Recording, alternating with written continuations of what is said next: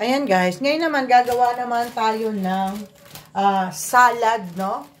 So, sa mga mahilig mag-diet dyan, gagawa tayo ng salad. So, ito yung ating fresh salad, no? Ito yung salad dito sa Italy. So, ayan. So, meron naman siguro nabibili dyan sa atin sa Pilipinas na ganitong klase ng salad. So, ano yung sahog ng ating salad? So, we have cherry tomato. Ayan. So, ilagay natin yung cherry tomato natin. After that, ilalagay naman natin yung ating apple. Apple na kinadkad yan. So, ilalagay natin siya dito. No? Kinadkad na apple. Tapos, maglalagay din tayo ng corn. Ayan. So, yun yung mais, no? Kasi si Alberto hindi naman masyado sa mais. So, ako lang din nakakain ng mga mais na yan. So, ayan. Maglalagay tayo ng sweet corn yan, guys. Sweet corn. No?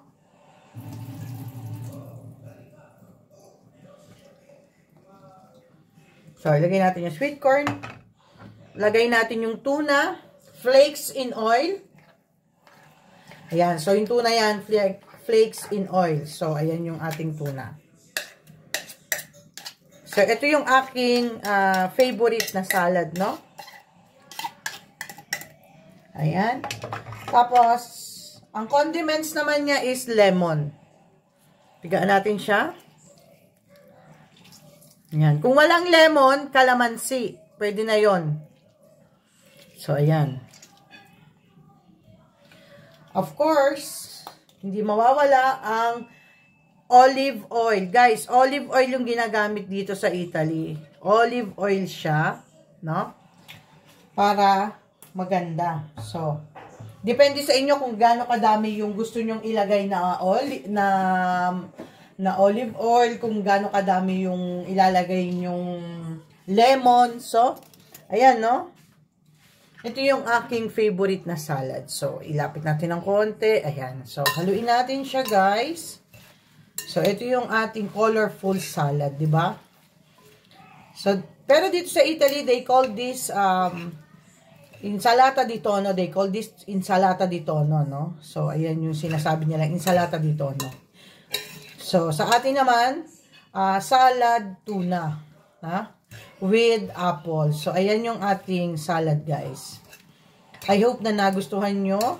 Sa mga mahilig mag-diet dyan, na ayaw magpataba kasi magsa-summer na, ayan, ito ang bagay sa inyong recipe.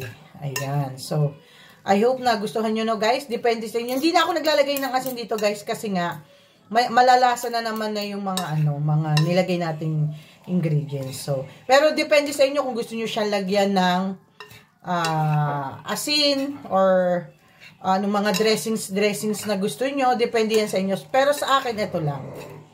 So, ayan guys. Ayan ang ating salad.